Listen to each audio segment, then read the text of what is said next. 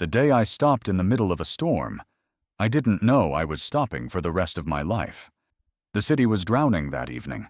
Rain hammered rooftops, raced down glass windows in chaotic streams, and turned streets into shallow rivers. Umbrellas dotted the sidewalks like slow-moving flowers in a windstorm. The air was thick with the smell of wet asphalt, and every step I took splashed cold water up my legs. I was late leaving the office, my bag heavy with paperwork I didn't want to think about. The storm had been building all day, but now it was a full assault. Wind pushing against me, rain lashing my face whenever I dared to look up. My boots were already soaked through, each step making that squelching sound I hated. The subway entrance was just a few blocks away, but it felt like miles. As I hurried along, my mind was fixed on one thing: getting out of the rain. But halfway down a narrow side street, I noticed something unusual: a shape tucked into the shadow of an old brick building. At first I thought it was just a pile of discarded blankets or clothes, the kind you sadly get used to seeing in the city. But then it moved. He was sitting against the wall, knees drawn slightly toward his chest, his arms resting loosely over them. His head was lowered, dark hair plastered to his forehead, rivulets of water dripping from the tips. The rain was relentless, soaking him completely. There was no awning, no overhang, nothing to shield him. He might as well have been sitting under an open faucet. I slowed down. His clothes were in bad shape. A thin, faded shirt clinging to his frame, the fabric so wet it was nearly transparent in places. A threadbare jacket with seams coming loose.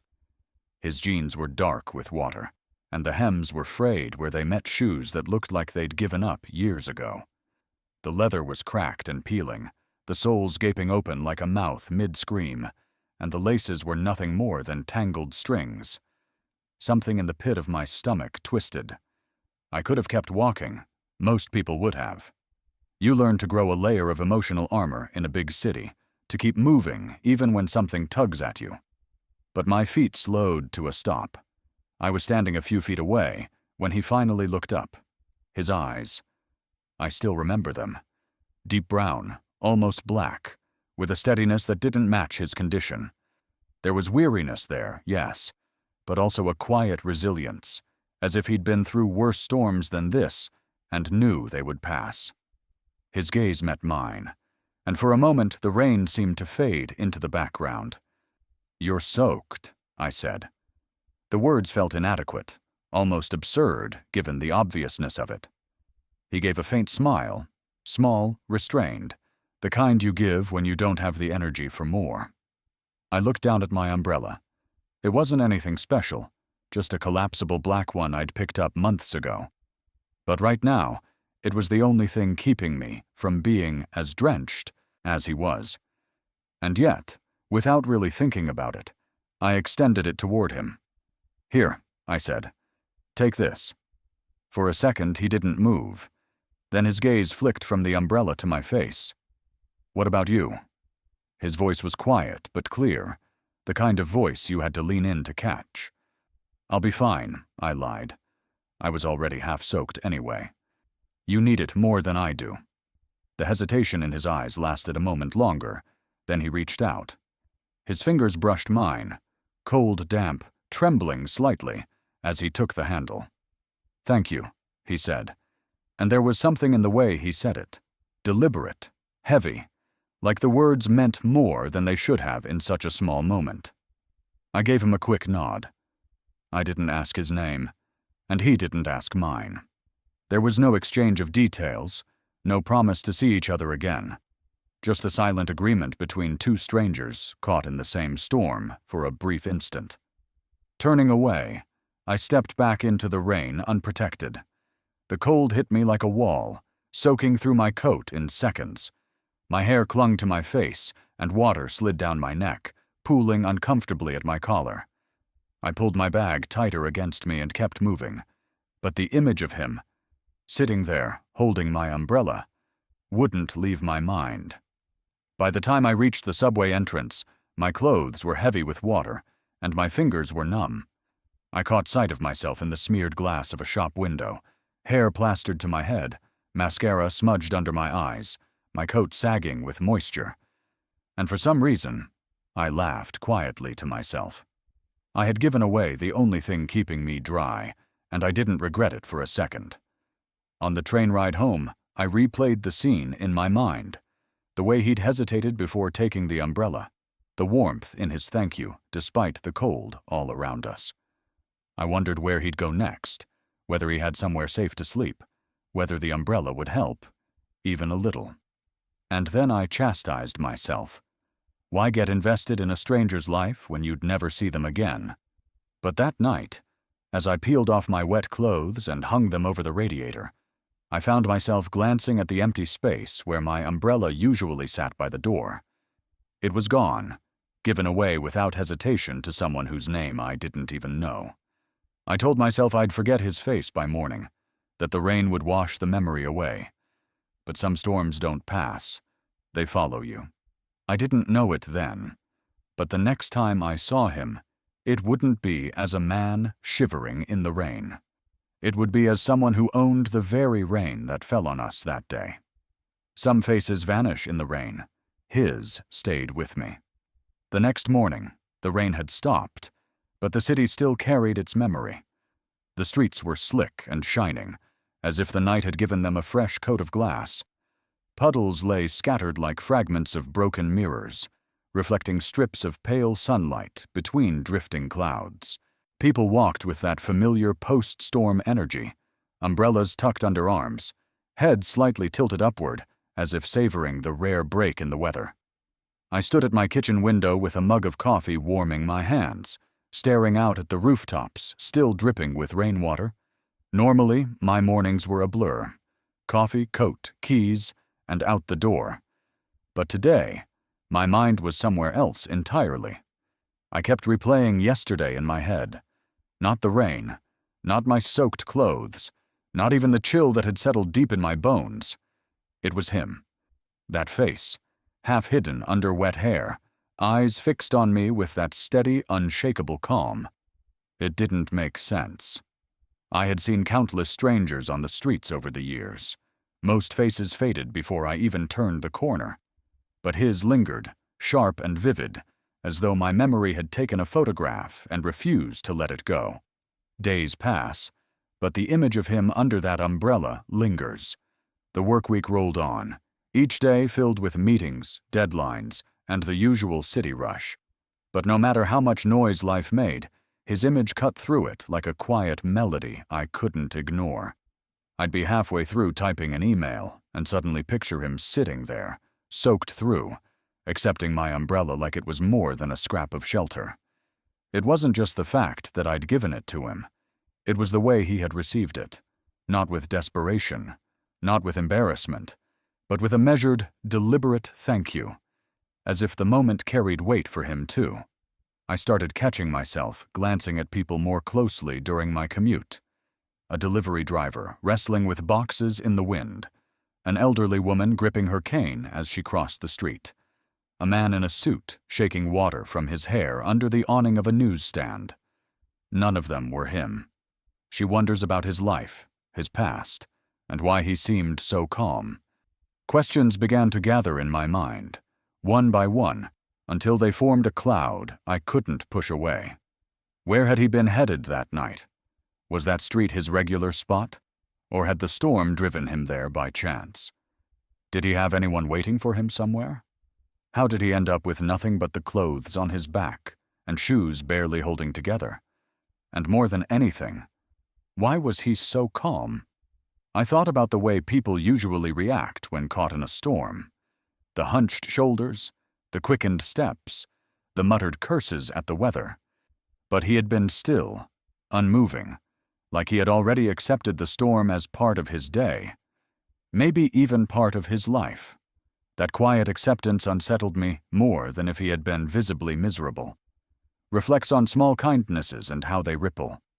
One evening, a few days later, I was walking home along a busy street when I saw a young man pull his scarf from around his own neck and wrap it around a stranger's shoulders. It was quick, almost wordless, and they both moved on without fanfare. I realized then how many of these moments must happen every day. Small kindnesses that never make headlines, never get talked about, but leave ripples behind. You never know when a gesture that seems insignificant to you could be the lifeline someone else needed. Was that what my umbrella had been to him? Or was I romanticizing it because I couldn't let go of the mystery? I remembered my grandmother telling me once, "Kindness is like rain. It falls quietly, but you feel it long after." At the time, I thought it was just one of her pretty sayings. Now I wasn't so sure. Begins noticing more about people in the rain. That week, the weather turned again. Not as heavy as before, but enough to send people scrambling for cover. I didn't have an umbrella now, so I found myself slowing my pace, looking around at how others handled the rain. I saw a mother bending her own umbrella awkwardly to shield her child's backpack. A taxi driver leaning out to hand a raincoat to a pedestrian he seemed to know. A man holding his jacket over a stranger's head for half a block. It struck me that maybe I'd been blind to these scenes before. Maybe acts of generosity were happening all around me, but I'd been too busy rushing from one place to another to notice. It made me wonder how many times I'd walked past someone else's moment without realizing it. The more I thought about him, the more restless I became. There was no reason to expect I'd ever see him again. The city was too big, too crowded. People came and went like rain clouds. And yet, I found myself scanning faces in every crowd, my eyes lingering on anyone with dark hair, hoping for a flicker of recognition. One afternoon, as I was crossing the street, a man in a worn brown jacket caught my eye. For a split second, my heart leapt. But when he turned, the face wasn't his. Too young, too light-hearted, no trace of the weight I remembered. It left me oddly disappointed. I started asking myself why I cared so much. Was it guilt, curiosity, or was it that in the moment I handed him my umbrella, I had felt a rare connection, a thread tying two strangers together in the middle of a storm? Maybe I just wanted to see if that thread still existed. I told myself the chances were slim, that faces like his belonged to fleeting moments and nothing more. But fate doesn't play by the rules of logic. Somewhere out there, under a sky I couldn't yet see, those same deep brown eyes were waiting to find mine again. And when they did, the storm we shared would feel like nothing compared to what was coming next. It wasn't the rain this time. It was the recognition. It had been weeks since that night in the storm, but his face still visited me at the most unexpected times. While I was waiting for my coffee to brew, when I passed a shoe store, even in the fogged reflection of the subway window. I told myself it was just one of those strange, lingering memories, but a part of me wasn't convinced. That Thursday afternoon, the sky was pale and brittle, the kind of winter light that made the city look almost washed out. I'd left the office earlier than usual, deciding to take the long way home. My boots tapped against the sidewalk as I wandered down a street I didn't usually take, past antique shops and small bookstores with their windows glowing warmly against the cold. I was halfway past a café when I stopped. I don't know why I looked inside. Maybe it was the faint curl of steam against the glass. Maybe just habit. But what I saw stopped me mid-step. Weeks later, she spots him through café glass, clean and confident. He was sitting at a table by the window, a coffee cup in front of him, his hands loosely clasped around it. And there was no mistaking it. It was him. But this wasn't the man I'd seen huddled against a brick wall, shivering in the rain. His hair was neatly combed, still dark, but now dry and smooth. He wore a deep navy coat that looked warm and expensive, the collar turned just slightly against his neck. A crisp white shirt peeked out from underneath, open at the collar in an effortless sort of way. There was a lightness to his posture, shoulders back, head slightly tilted as he listened to the person across from him. The lines of exhaustion I remembered from his face were gone, replaced with an alertness, an ease. It was like seeing a character from one story suddenly step into another, completely rewritten. talking to a sharply dressed colleague, posture straight, no sign of poverty. Across from him sat a sharply dressed man, all sleek gray suit and polished shoes. They were leaning in slightly toward each other, the kind of body language that spoke of business or old friendship. I couldn't hear their voices, but I could see the way the man, my stranger, spoke. Calm, measured, occasionally gesturing with one hand in a way that suggested confidence rather than pleading. There was no trace of the rain-soaked, trembling figure I had met. No frayed jacket, no worn-out shoes. If someone had shown me a picture of him in that moment and told me it was the same man from the storm, I would have thought they were lying. I stood there longer than I should have, letting the cold bite into my fingers. I was afraid that if I moved, if I blinked too long, he might vanish back into the folds of the city, just as quickly as he'd appeared. Their eyes meet for a second before he looks away. And then, as if he felt the weight of my gaze, he looked up. Our eyes locked through the pane of glass. For a split second, it was as though the café, the street, the cold, all of it, disappeared. The same deep brown eyes I remembered from the rainstorm stared back at me, but now they were framed by warmth and light, not shadow and water. Recognition flickered in his expression, quick and sharp. His lips parted slightly, maybe in surprise, maybe in something else I couldn't name. My heart thudded in my chest, and I took a step toward the window without meaning to. But before I could read anything more in his face, he looked away. Just like that, the thread snapped. He turned back to his companion, picking up his coffee as if nothing had happened. I stood frozen, staring at the side of his face as he listened to whatever was being said to him. The moment was gone, but the rush it had left behind was not.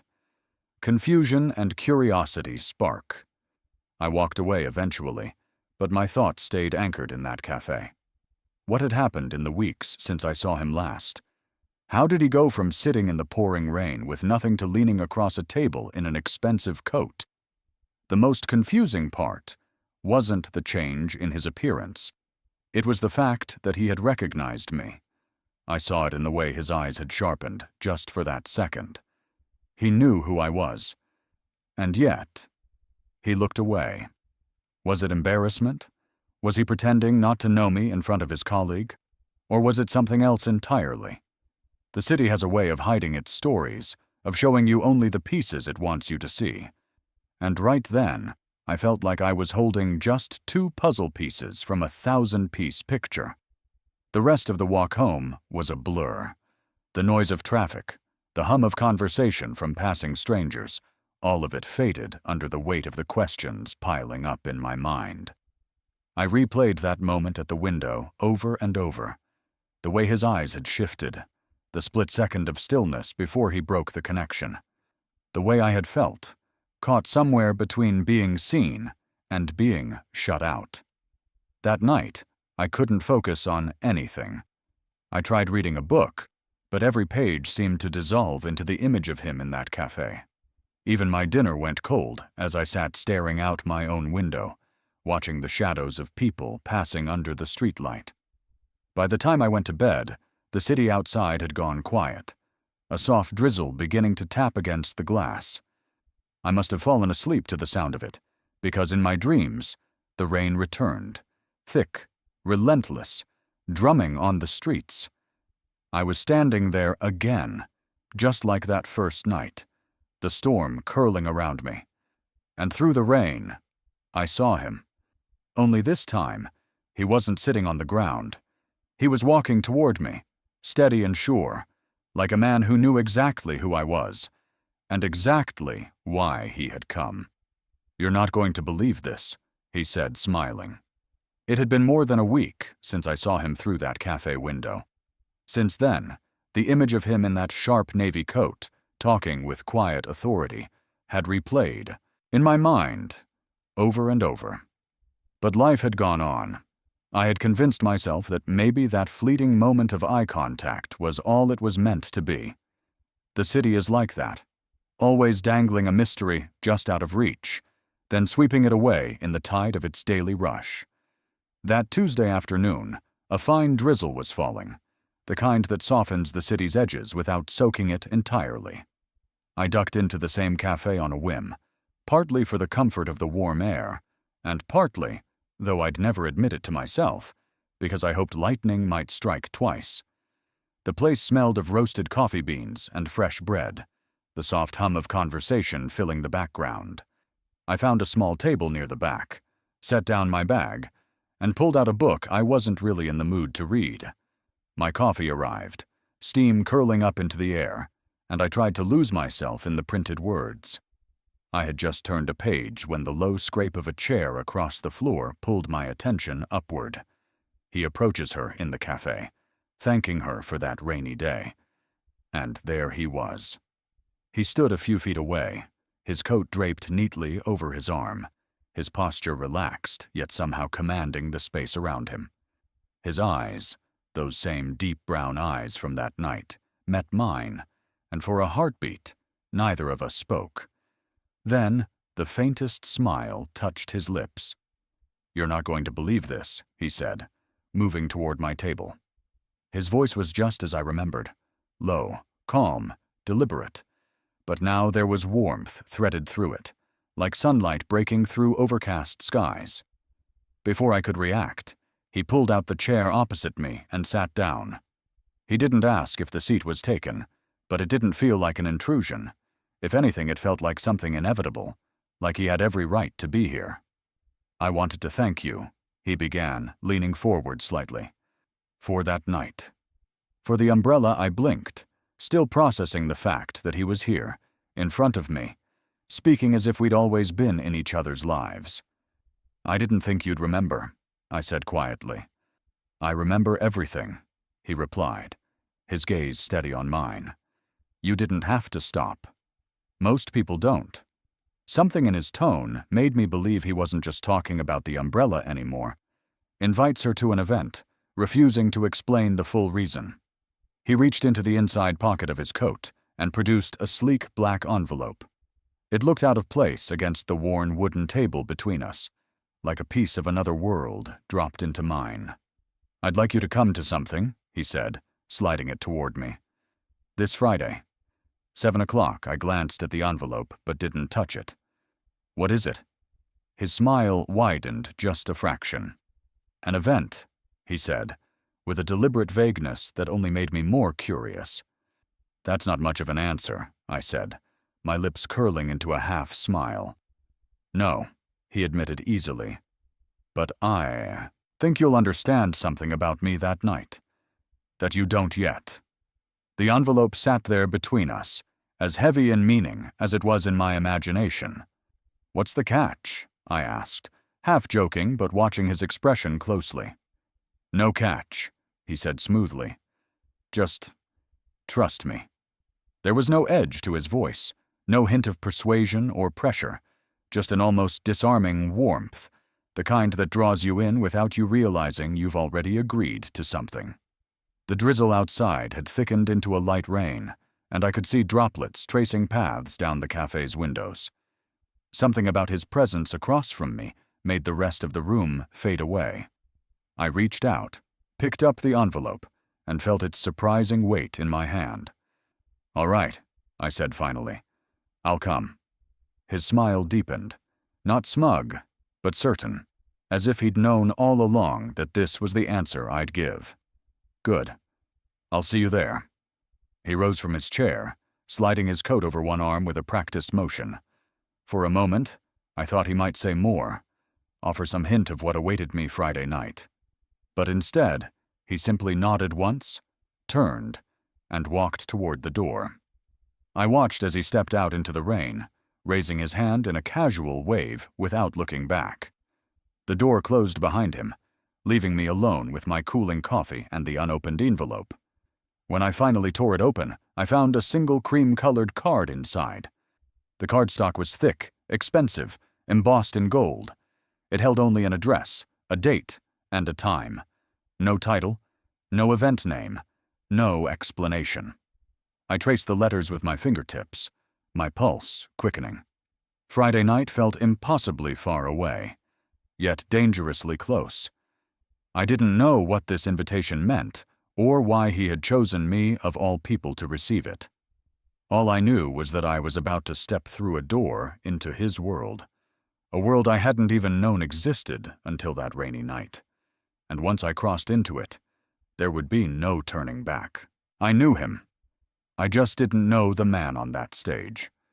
Friday night arrived draped in the kind of electric anticipation that makes your stomach feel too small to hold it. All day, I had turned that black envelope over in my hands, the cream-colored card inside flashing in my mind every time I tried to focus on something else.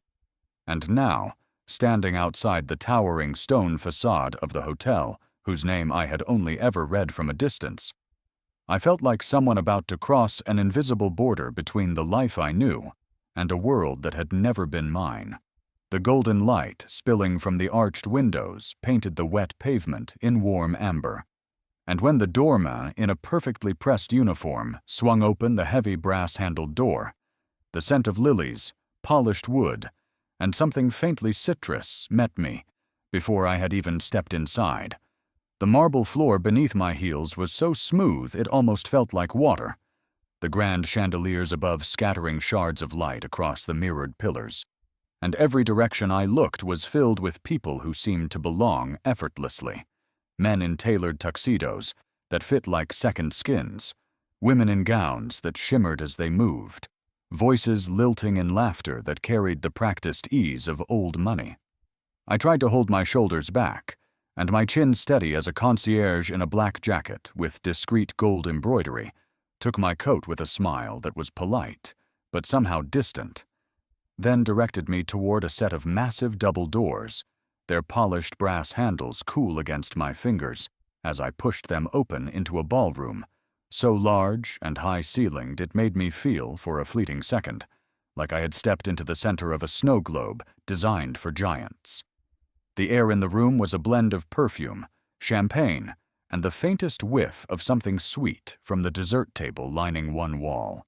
And directly ahead, the stage gleamed under a halo of soft golden light, flanked by two towering arrangements of white orchids. Round tables dressed in flawless white linens and set with sparkling glassware stretched across the floor, the murmur of voices rising and falling like gentle waves against the quiet anchor of a string quartet in the corner, their bows gliding over strings in a waltz that made me feel like an imposter in my own body. I caught sight of him almost immediately, standing just off to one side of the stage, speaking with a woman in a deep emerald dress whose laughter broke in crystalline bursts between their low conversation. Even at this distance there was no mistaking him, not just because of his tall, straight posture and the unmistakable lines of his face, but because the air around him seemed to shift to accommodate him, the way people subtly moved to give him space without even realizing they were doing it. He turned his head as though on cue, and for one suspended heartbeat, his eyes locked onto mine across the glittering expanse of the room. A smile flickered there, small and deliberate, a signal that he had seen me and acknowledged me. And then, with the same ease as someone closing a well-worn book, he turned back to his companion, leaving me rooted in place with the oddest mixture of relief and longing. The lights over the stage brightened slightly. The quartet softened their playing, and a man in a tuxedo with silvered hair stepped up to the podium, his voice warm and commanding as he welcomed the assembled guests to the annual gala. He spoke of tradition, of community, of honoring excellence, his words gliding seamlessly toward the introduction that would split the air in two for me. "Please welcome tonight's keynote speaker," he announced, "a visionary entrepreneur and the driving force behind one of the city's most enduring legacies, the Rain Company." The applause was immediate, polite yet enthusiastic, but I only half heard it until the next words fell. "Ladies and gentlemen, the CEO of Rain Company, Mr. Adrian Vale." I could feel my pulse in my ears as the room seemed to pivot in unison toward him. He stepped onto the stage with an unhurried grace, shaking the announcer's hand before positioning himself behind the microphone, and in that moment, My mind split between the two versions of him I had known. The rain-soaked figure crouched against a building's side, hair plastered to his forehead, shoes worn to near collapse, accepting my umbrella without a single word of self-pity, and the man now standing in a tailored charcoal suit that fit him like an armor woven of power and precision, the spotlight catching in the angles of his face, the audience watching him with a mixture of admiration and expectation. Rain Company, the largest umbrella manufacturer in the city, the brand whose logo I'd seen in shop windows since childhood, the name printed on sleek black canopies held by diplomats, executives, and street vendors alike, was his. The absurdity and irony struck me almost at once. I had handed an umbrella to the man who could put one in the hands of half the city without blinking, and the connection between that rainy night and the empire he stood at the helm of made my breath feel thin in my chest. He began to speak, his voice carrying easily through the room, rich and deliberate. He spoke of storms, of the way they had shaped both his company and his own life, of the idea that shelter is more than just protection from rain. It is a statement of dignity, of care, of resilience. His words were measured, laced with just enough humor to draw warm ripples of laughter from the audience, but I barely heard the cadence of the speech. Instead, I was caught on the question that burned at the center of my thoughts. Why had he been there that night? Why like that? Why say nothing in the café about who he truly was? Every sentence he spoke seemed to carry two meanings, one for the room and one for me alone, and I couldn't decide whether I was flattered, confused, or both. Then it happened. As he paused between points, his eyes found me again, and this time there was no mistaking the directness in his gaze. It wasn't the casual acknowledgement from earlier, but something focused, intentional, as if he were bracing me for what came next. "And now," he said into the silence, "I want to tell you a story." He let the words breathe in the space between us, scanning the crowd, but I felt certain his eyes lingered on me longer than on anyone else. "It's about a night in the rain," he continued, "and about a stranger who stopped when no one else did." My fingers tightened involuntarily around the stem of my champagne glass, the blood in my ears drowning out the low rustle of shifting guests. "It's a story," he said with a faint smile, "that changed my life." In that instant, under the full gaze of the ballroom, with hundreds of strangers listening, I realized Adrian Vale was about to speak my name without ever saying it. The air around me seemed to draw tighter, the walls of the room receding until it was only him and me, the memory of the rain pressing in from all sides, and I knew with startling clarity that whatever came out of his mouth next would not only reveal the truth about him, but would pull me into his world, in a way I could never step back from. He told the truth, but it still felt like a secret.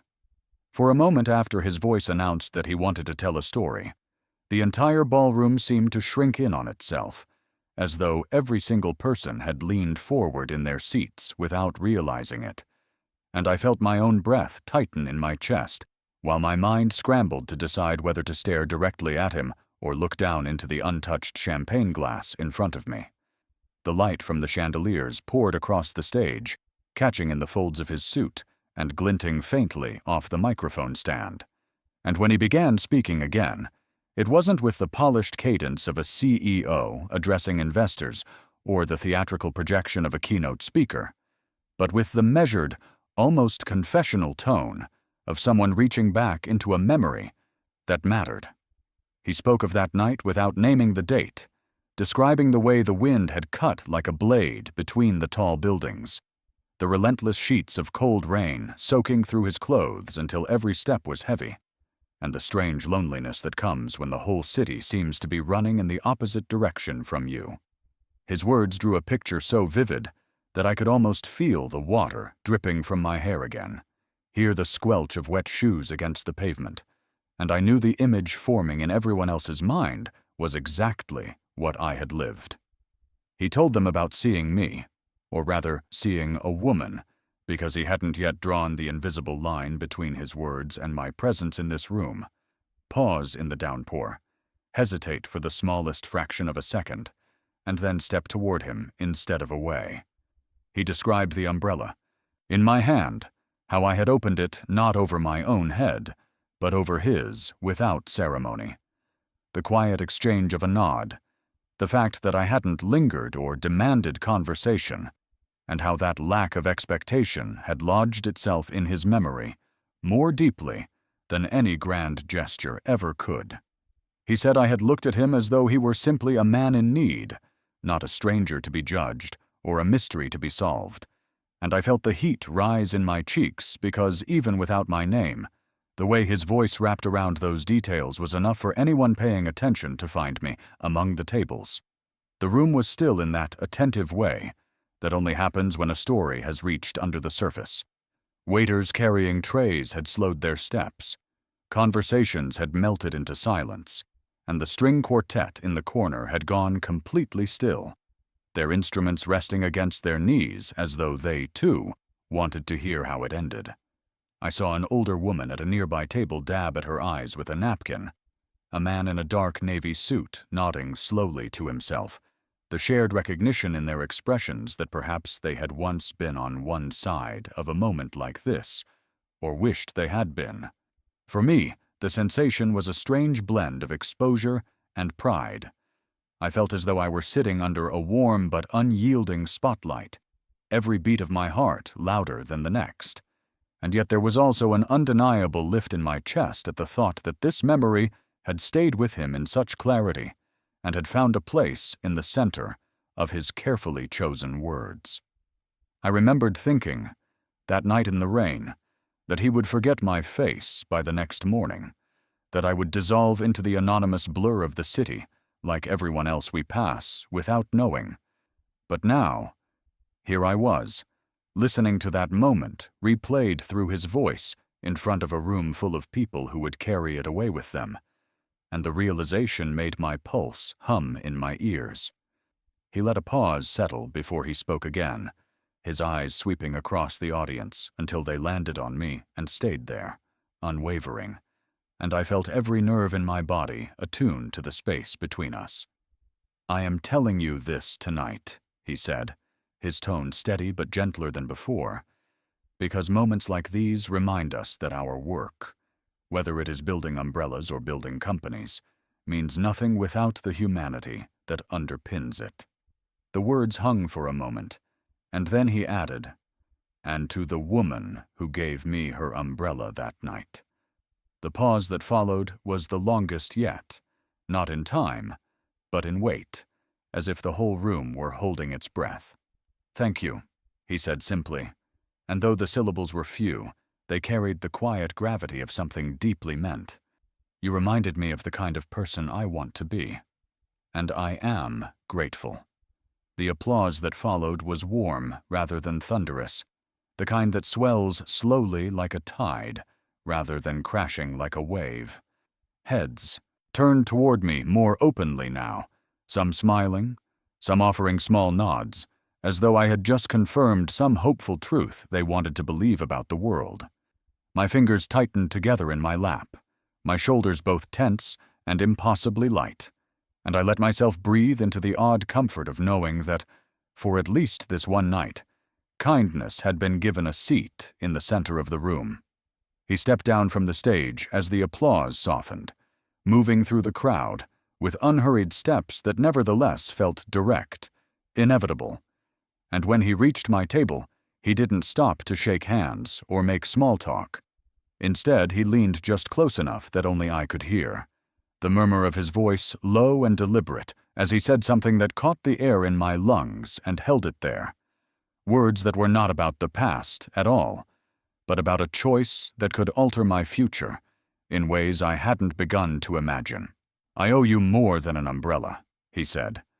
The words left his mouth with a quiet certainty that cut through the noise of the ballroom like a clear bell, so understated, yet so impossibly heavy, that I found myself blinking up at him, momentarily forgetting that we were surrounded by elegantly dressed strangers sipping champagne. His gaze held mine for just long enough to make it clear he wasn't offering a passing platitude, and before I could find the right response, he added, "Lunch. Tomorrow. No excuses." There was no arrogance in the way he said it, only an unshakable finality, as though the decision had already been made, and the only variable left was whether or not I would step into the space he was opening. The next afternoon found me standing outside one of the most understated yet exclusive restaurants in the city, the kind of place without a sign on the door, because its reputation was the only introduction it needed. A doorman opened it for me with a polite nod, and I stepped into a space where every detail felt curated yet effortless. Muted cream walls, warm wood paneling, the faint scent of freshly baked bread mingling with the perfume of herbs and roasted vegetables. Adrian was already seated at a corner table near a tall window, sunlight spilling across the white tablecloth in soft patterns. And as I approached, he stood with the kind of old-world courtesy you don't often see anymore, pulling out my chair before settling back into his own. The first few minutes were a strange dance between familiarity and formality. The echoes of our earlier encounters threaded through the present moment.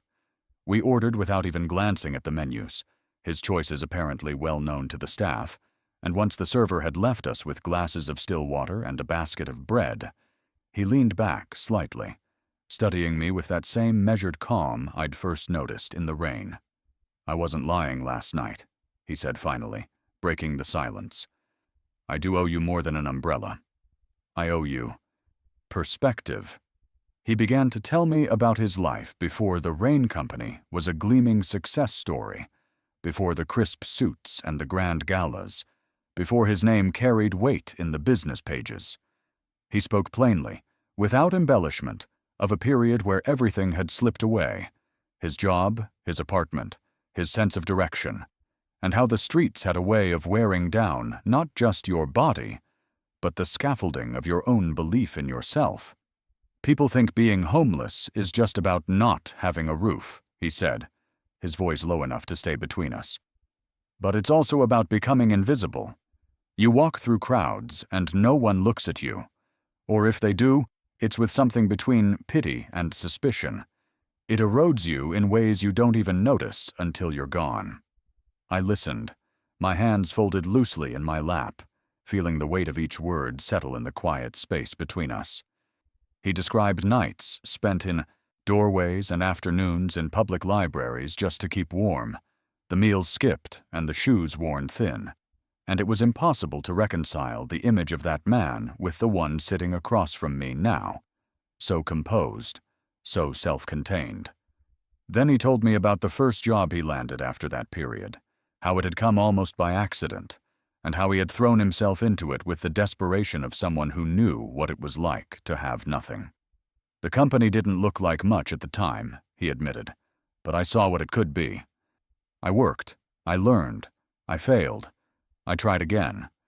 Years later, I had the chance to buy it outright. That's when the Rain Company became mine. I found myself leaning forward, drawn in not by the grandeur of his eventual success, but by the unvarnished way he spoke about the steps along the way, the hard truths that never made it into glossy profiles or business magazine features. And then, almost seamlessly, he tied it back to me. "That night," he said, meeting my eyes, "when you stopped in the rain, you broke through something I didn't even realize was still there. Even after all the success, all the recovery, there was a part of me that still carried the memory of being invisible. You didn't just give me an umbrella. You saw me. That stays with a person." The food arrived. Perfectly seared salmon for me, a rich pasta for him. But for a while, neither of us touched it, our conversation moving through a terrain far more nourishing than the plates between us. We spoke about the strange way small moments can alter the trajectory of an entire life, about how kindness, when offered without agenda, has a way of rippling outward in directions you might never witness. He told me how the Rain Company now funded initiatives to provide free umbrellas in low-income neighborhoods during the rainy season, and I shared my own memories of watching storms from the safety of my parents' small shop. the rhythmic drumming on the tin roof a sound I had always found comforting. There was a rhythm to the exchange, a quiet back and forth that felt less like an interview and more like a duet. Each of us revealing pieces of ourselves, sometimes in anecdotes, sometimes in silences that spoke just as clearly. By the time our plates were cleared and coffee was poured, I realized I had stopped feeling the subtle intimidation of being across from a man whose name could open doors. Instead, there was a steady warmth, a sense of recognition that made the expanse of the white tablecloth between us feel smaller than it had when I sat down. He stirred his coffee slowly, his gaze steady on mine. "I've learned," he said, "that success without connection is just accumulation. You can have all the resources in the world, but if they don't intersect with other people in meaningful ways, they're hollow. You taught me that without meaning to." His words settled over me like the faint sunlight streaming through the window, gentle, persistent, impossible to ignore. Then he set his cup down, leaning forward just slightly, his voice dropping into a register that felt almost conspiratorial.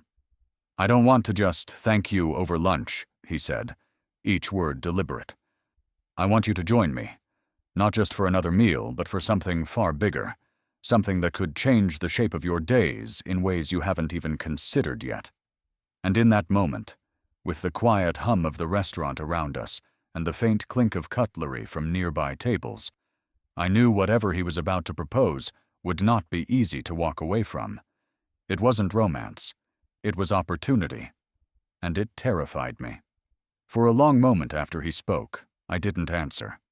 The words, "something far bigger," were still suspended in the air between us, and though the tone he used was warm and steady, my mind was already racing to fill in possibilities, each one more implausible than the last. Adrian didn't rush me.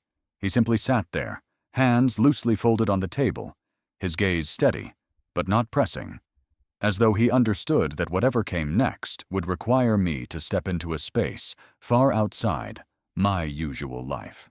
Finally, he leaned back slightly, his voice quiet but certain. "I want you to lead a project for the Rain Company," he said.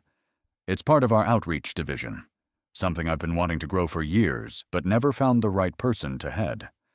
I blinked at him, the image of myself in any sort of leadership role inside a company like his feeling almost absurd.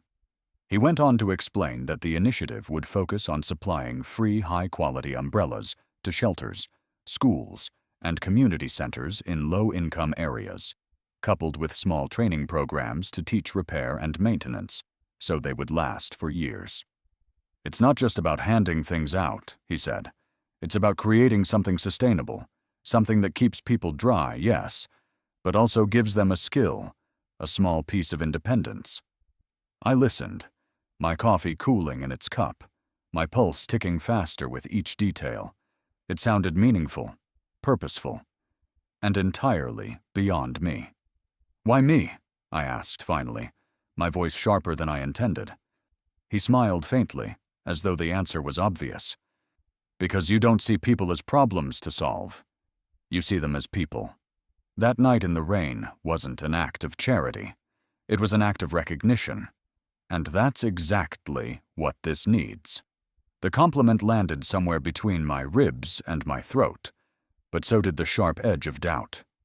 "I don't know the first thing about running a project," I said. "I've never led a team.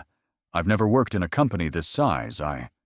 He held up a hand gently, not to cut me off, but to steady the current of my self-criticism. "You know how to listen," he said. "You know how to make people feel seen. I can teach you the rest. My team can teach you the rest. But what I can't teach is the thing you already have. And that's why I'm asking." I sat back in my chair, staring at him, trying to imagine what it would mean to say yes. It wasn't just about the role. It was about stepping into his world, a world of meetings and travel, of strategy and scale, of being linked to a man whose name carried weight I was still adjusting to. Part of me wanted to shrink away, to return to the safety of my quiet, predictable days. But another part, the part that remembered the way his story had moved an entire ballroom, was leaning forward. Adrian seemed to sense the tug of war in my silence. "Look," he said, his voice softening. "This isn't about rescuing anyone, least of all you. This is about working together to make something real, something that matters. I'm offering you this because I believe you can do it, not because I pity you, not because I owe you, but because I respect you." That last sentence landed like an anchor, holding me still in the middle of the mental storm. Respect. Not a word that often came up when people in positions like his looked at people in positions like mine. I realized I was gripping the edge of the table and made myself let go, smoothing my palms against the fabric of my dress. "I'm not saying I can," I said slowly, "but I'm not saying I can't." His smile widened just enough to crease the corners of his eyes. "That's all I need to hear." We lingered over the remains of lunch. Though I barely tasted the last sips of my coffee, my mind was already painting images of community centers with bright rows of umbrellas, of workshops where people learned how to fix a bent rib or replace a torn canopy, of faces turning up under shelter in the middle of a storm. Somewhere in the background, I could hear the restaurant's quiet hum, the soft clink of cutlery, the low murmur of other conversations, but it felt as though the two of us were sitting in a bubble that didn't quite belong to the rest of the world. When we finally stepped outside, the air had shifted. The sky was heavy with low clouds, the kind that seemed to press down on the city, and a thin mist was starting to fall. Adrian glanced up, then at me, and with a small, almost conspiratorial smile, he reached into his briefcase and pulled out 2 sleek black umbrellas bearing the Rain Company's logo. "Looks like fitting weather for an agreement," he said. I took the handle of the umbrella he offered, feeling the smoothness of its polished wood in my palm, and for a fleeting moment, I was back in that first night, standing in the rain, except now the roles had shifted in ways neither of us could have imagined. I opened the umbrella, its canopy unfurling above me with a satisfying snap, and met his gaze through the fine silver mist drifting between us.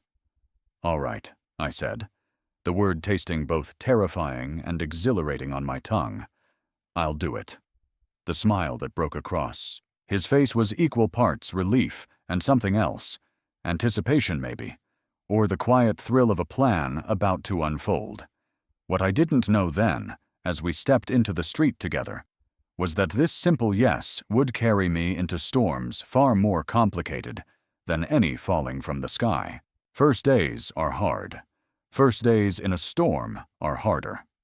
The elevator ride to the Rain Company's top floor felt like it lasted a lifetime, and no time at all. The soft chime announcing each floor passing in a muted rhythm that did little to calm the tangle in my stomach. I had barely slept the night before, replaying every conversation I'd had with Adrian since lunch, wondering if I'd made the right choice, wondering if I was in over my head. By the time the doors slid open with a quiet sigh, I had smoothed my hair 3 times, checked my reflection in the polished steel once more, and forced my shoulders into something that resembled confidence, even if my heart hadn't quite caught up. The lobby was a cathedral of glass and steel, sunlight pouring through towering windows that framed the gray, rain-heavy sky beyond. The company's emblem, a sleek silver umbrella, was suspended above the reception desk, its modern curves catching the light like a piece of art. Behind it, a receptionist with the kind of composure that only comes from years of fielding high-profile guests greeted me by name and handed me a visitor badge with the Rain Company's logo embossed in gold. Adrian was waiting near the conference rooms, a stack of folders in one hand, a smile that carried both reassurance and a silent acknowledgement that he knew exactly how overwhelming this must feel. "Ready?" he asked. I nodded, because admitting otherwise felt like it might undo me. He walked me through the main offices first, open workspaces lined with desks where sleek laptops glowed, walls adorned with photographs of storms from around the world, each one captioned with the date and location as though they were portraits of old friends. "We design for weather," he explained, "but we work for people. That's the part too many companies forget." I was introduced to teams whose names I instantly forgot, but whose expressions I remembered. Some warm and encouraging, others politely neutral, and a few carrying that subtle edge of skepticism that said, without words, "Who is she? And why is she here?" I couldn't blame them. I was, after all, an outsider parachuted into their carefully constructed ecosystem. By mid-morning, Adrian handed me off to the Outreach Division's manager, a sharp-eyed woman named Lila, who could toggle between kindness and steel in the space of a breath. "We're glad to have you," she said, her handshake firm. "But you should know this won't be ceremonial. This is work." I assured her I hadn't come here for ceremony, though a part of me knew I'd have to prove that every single day. My first assignment was simple in theory: review the proposals for the upcoming umbrella distribution program and provide feedback. In practice, it was a deluge of information: budgets, logistics, weather pattern analyses, partnership agreements with shelters and schools, each document more detailed than the last. The clock ticked relentlessly toward a meeting where I'd be expected to speak as though I belonged here, and with every passing minute, I felt the weight of that expectation settling heavier on my shoulders. At lunch, I sat with a small group from the outreach team. One man, Simon, had been with the company for over a decade and spoke with quiet passion about a project in coastal towns battered by seasonal storms. Another, Priya, shared how she'd started as an intern and now led the Youth Engagement Initiative, teaching kids how to repair umbrellas instead of discarding them. Their commitment was infectious, and for the first time that day, I felt a flicker of something steadier than nerves, a sense that maybe, just maybe, I could contribute here. The afternoon brought my first real test.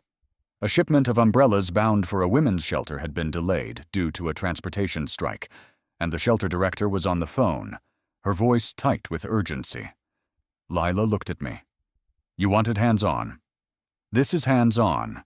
I found myself coordinating with logistics, rerouting a smaller delivery from another program to cover the immediate need, then arranging for volunteers to help transport them once they arrived at the city's edge. It was messy and improvised, and I made at least 3 mistakes I caught just in time, but by the end of the day, the shelter had what it needed. Lila gave me a curt nod that might have been the beginning of respect. By the time I finally sat down at my temporary desk, the rain outside had thickened into steady sheets, drumming against the glass with a rhythm that felt almost like applause. I let myself watch it for a moment, the city blurring beyond, and thought about the people who would step into that rain tomorrow with a little more protection because of the work done here. It wasn't everything, but it was something. Just before I left for the evening, Adrian stopped by. "How was your first day?" he asked. I laughed, a sound edged with exhaustion. "Like trying to swim in a storm," I admitted. He smiled. "Good. That means you're in the right place." I was still holding on to that small surge of accomplishment when my phone buzzed with a news alert. The headline blared across the screen in bold letters, the kind that made your stomach drop before you even finished reading. Whatever sense of solid footing I'd gained that day evaporated in an instant, because the storm waiting outside the office was nothing compared to the one those headlines promised. A storm that, if it broke the wrong way, could wash away everything I'd just begun to build. It wasn't thunder. It was the sound of doubt. The first headline hit like a crack in the glass, sharp, sudden, and impossible to ignore. By the time I had read the words twice, the story was already being shared, retweeted, and dissected across every corner of the internet. Rain Company's outreach, generosity or PR stunt. The article was laced with suspicion, suggesting that the Free Umbrella Initiative was less about helping people and more about cultivating brand loyalty and positive press ahead of a rumored expansion into new markets. It wasn't an outright accusation, but the implication was enough to turn something pure into something shadowed. And the worst part was knowing how quickly doubt spreads once planted. When I arrived at the office the next morning, the air felt different. The usual hum of conversation was quieter. the glances sharper, as if everyone had read the same headlines and was waiting for a reaction from the top.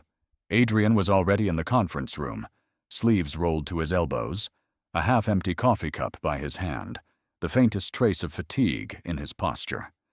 He gestured for me to come in, his expression calm but edged with something more serious than I'd seen before. "We'll handle it," he said simply, as though saying the words might make them true.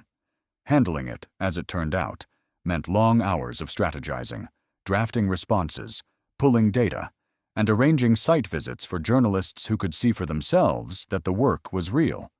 We spent the better part of the day combing through the history of the outreach program, gathering testimonials from shelters, schools, and community leaders who had already benefited from smaller pilot projects. "Facts won't fix everything," Adrian admitted during one brief pause for air, "but they'll hold the line until trust catches up." The scrutiny wasn't just coming from outside.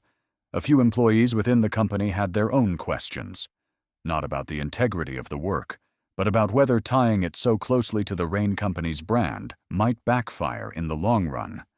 It was the kind of internal debate that could fracture teams if left unchecked.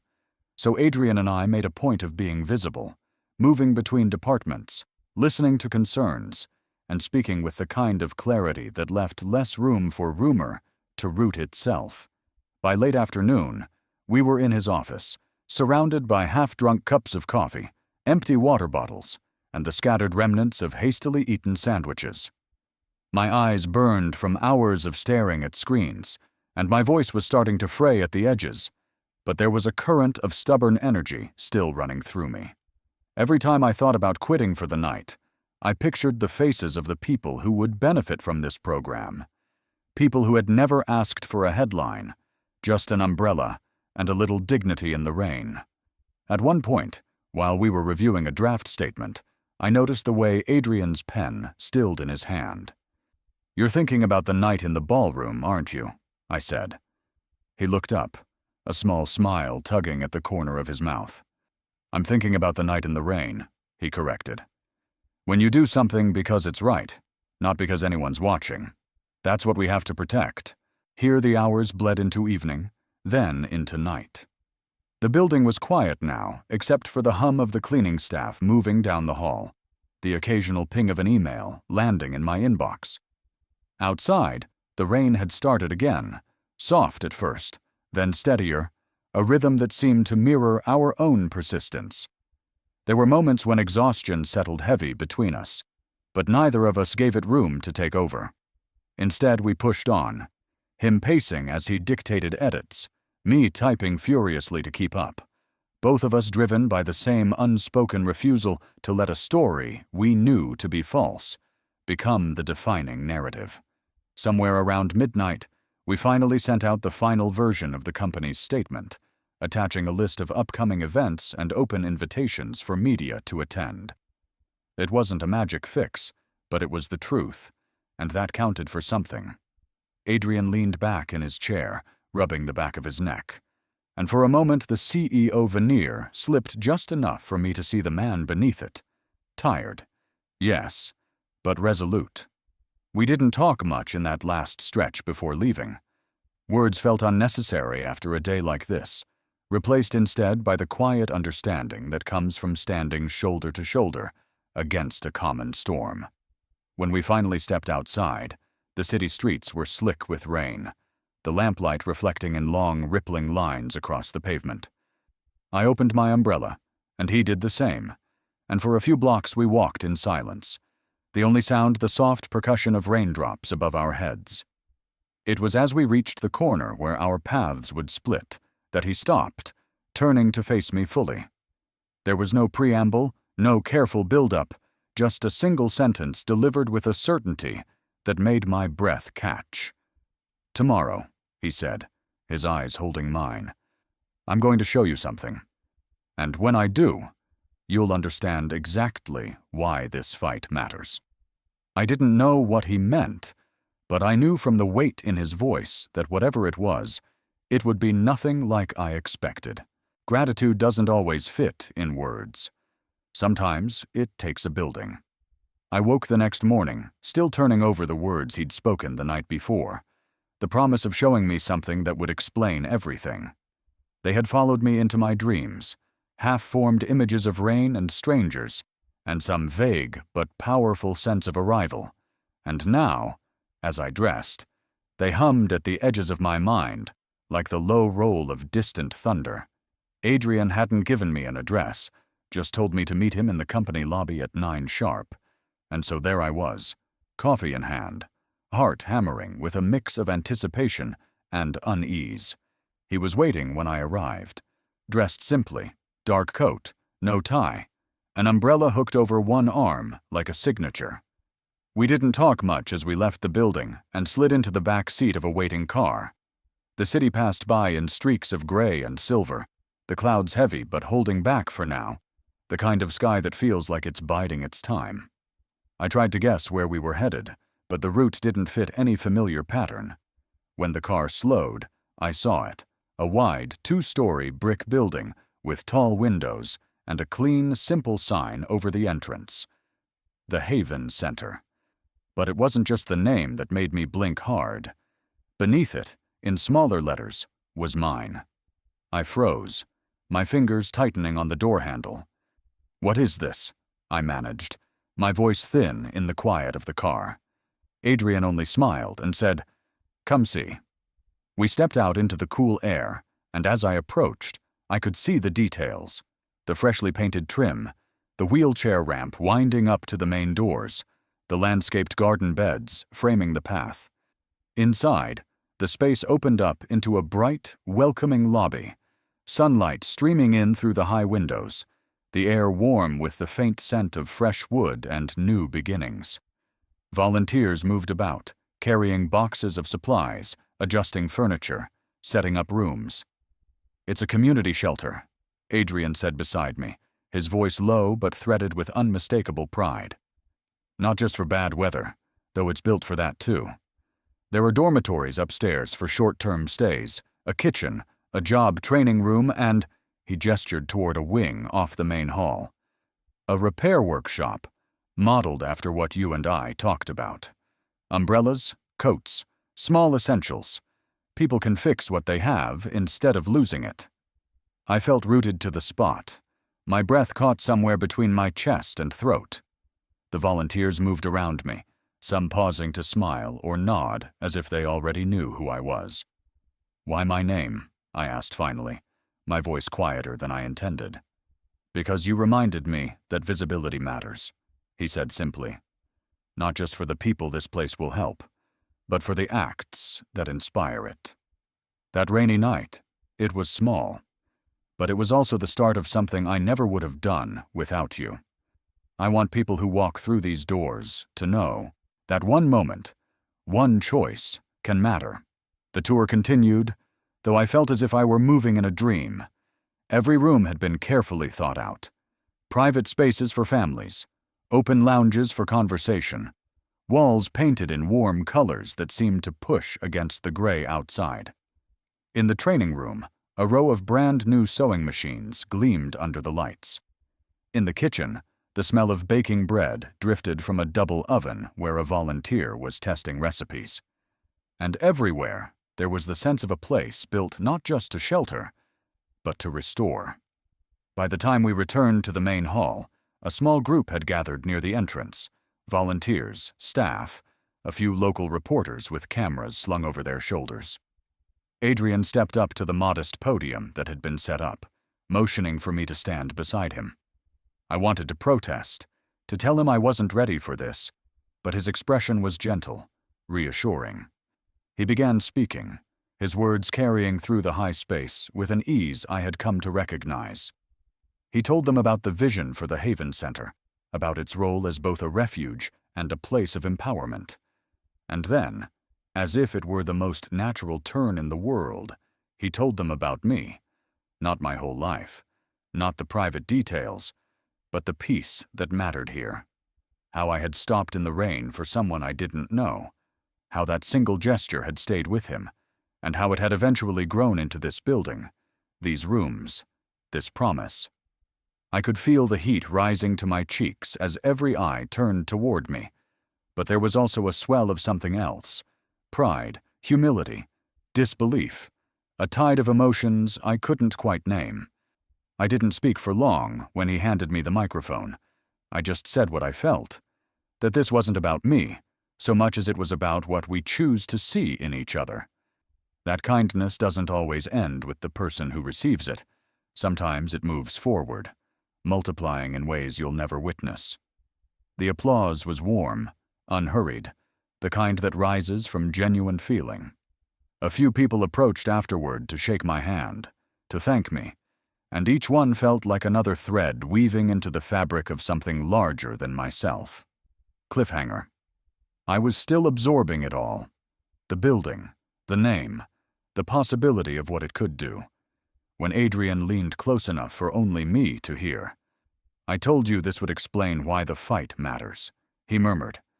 Then, after the smallest pause, his eyes holding mine with that steady intensity I'd first seen in the rain, he added, "But I'm not finished. Not even close." The rain fell again, but this time I didn't walk alone. It began as the faintest whisper against the glass, a sound so soft I almost mistook it for the low hum of the city below. But as I stood by the tall windows of the Haven Center's lobby, watching the volunteers finish their final tasks for the day, I saw the first drops streak across the panes, delicate silvery lines carving their way down toward the street. Outside, the sky had shifted into a deep, brooding gray, heavy with the promise of more. The air seemed to hold its breath, and with it, so did I. Adrian appeared at my side without a sound, his reflection materializing in the glass beside mine. He didn't say anything at first, only glanced at the rain as though he'd been expecting it all along.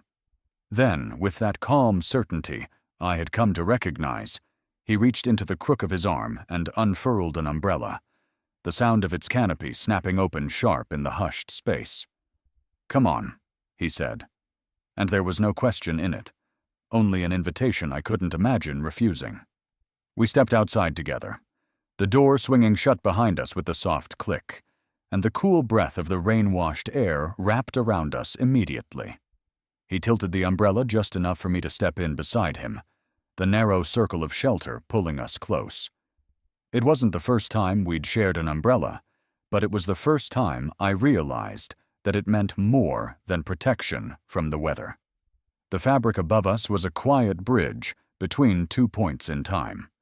From the night I had given mine away to a stranger, to this night, where that stranger had given me something far greater in return. The street stretched ahead, its wet pavement catching the glow of the street lamps in long, rippling reflections. We didn't rush. The rest of the city moved in its usual rhythm, cars hissing along rain-slicked roads, shop windows glowing with warmth against the damp, pedestrians darting by under their own umbrellas. But our pace was unhurried, each step landing with the weight of shared history. The rain was steady, but not urgent, a constant percussion that filled the spaces between our words. "I've been thinking about arcs," I said after a while, my voice low against the muted patter above us. "How one moment, one choice, can send you somewhere you never planned to go." "That's the thing about moments like that," Adrian replied. "You can't see the whole path from the start. You just know you've stepped onto something different. And if you're lucky—" He glanced sideways at me, the light catching in his eyes. "You find someone who makes that path worth walking." We talked like that for a while, our conversation drifting easily from the profound to the mundane. We spoke about the Haven Center's opening week, the first families who would move into its upstairs rooms, the training workshops that would begin in the repair room, the community dinners planned for the colder months. Between those topics, we slipped into smaller observations: how the rain seemed to soften the city's hard edges, how the lamplight pooled in golden halos on the pavement, how the air smelled clean in a way it only ever did after a long storm. Somewhere along the walk, the conversation ebbed into a companionable silence. It wasn't the awkward kind. It was the quiet hum of understanding, The kind that said the words weren't necessary, because the shared ground beneath them was already solid. I thought about the headlines we had weathered together, the long nights in his office drafting responses, the tense meetings defending the outreach program, the stubborn resolve that had kept us standing when the easier choice would have been to step back. Those battles had become part of the bond we carried now, just as much as the rain that had started it all. We reached the small park near my apartment, its wrought iron gate glistening with droplets. The paths inside shimmered under the dim lamps, the benches gleaming darkly with wetness. Adrian stopped just before we reached the gate, turning so that we were facing each other under the umbrella's narrow shelter. The rain surrounded us on all sides, its steady fall muting the rest of the city into the background. He didn't speak right away. Instead, he looked at me in that measured way of his, the same look I remembered from the very first time we met, though now it was layered with something richer, something earned. Finally, his voice broke the rain's rhythm. "I'm grateful," he said. "Not just for what you did that night, but for what you've done every day since. For stepping into storms that weren't yours, and making them yours anyway." The words settled in my chest, warm against the cool dampness of the air. I found myself shaking my head slightly. "It was mine," I said softly. "It became mine the moment I stopped." His smile in response was small but certain, the kind that doesn't need to be wide to be real. For a long moment, we just stood there, the rain wrapping around the umbrella like a curtain closing us off from the rest of the world. I thought about how far we had come, about the arcs and loops of the journey that had brought us here, and for the first time, I felt no need to question what came next. We started walking again, stepping into the park's winding path. The sound of the rain seemed louder here, unbroken by traffic, pooling in the dips of the gravel walkway. My boots left dark impressions that quickly filled with water, while the branches above swayed gently under the weight of the drops. Every so often, the umbrella tilted to adjust for a shift in the wind, and each time, the motion drew us fractionally closer together. As we neared the far side of the park, the rain eased slightly, softening into the kind of mist that hangs in the air, rather than falls. The city beyond the gates glowed faintly through it, as though the whole world had been painted in watercolor. I could feel the arc of the journey settling into me. Not an ending, but a fullness, a sense of having arrived at a point that both closed the loop and opened the way forward. We reached the corner where we would part ways, and for a moment, neither of us seemed eager to break the spell.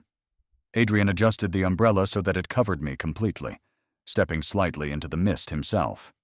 "Whatever comes next," he said quietly, "I hope you remember this. Not the buildings, or the headlines, or the speeches. Just this. Two people walking through the rain, knowing they made it matter." I watched him disappear into the soft gray beyond, the sound of the rain folding itself around the silence he left behind. And it was right then, with the glow of the streetlights painting gold onto the wet pavement and the air rich with the scent of earth and stone, that I realized maybe the rain was never just rain. Maybe it had always been the quiet hand that set everything in motion, the invisible bridge between two lives that might never have touched otherwise, and the gentle reminder that sometimes the smallest acts carry the longest echoes. If this story touched your heart, don't forget to like and share it with someone who believes in the power of kindness. Tell me in the comments, what's one small act of kindness you'll never forget? Hit subscribe and turn on the bell so you don't miss the next emotional journey. Your support keeps these powerful stories alive.